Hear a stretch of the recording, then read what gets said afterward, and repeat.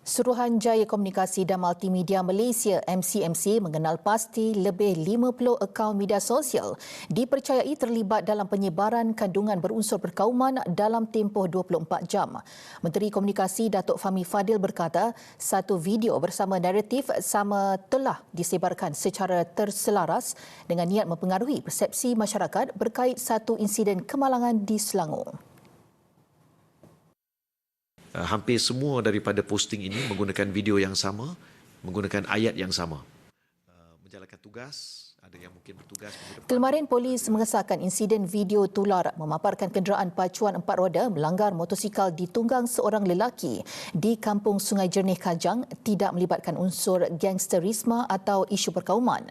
Ketua Polis Selangor Datuk Shazli Kahar berkata, siasatan awal mendapati kejadian berpunca daripada pertikaian peribadi berkaitan isu tanah serta laluan lori di kawasan berkenaan.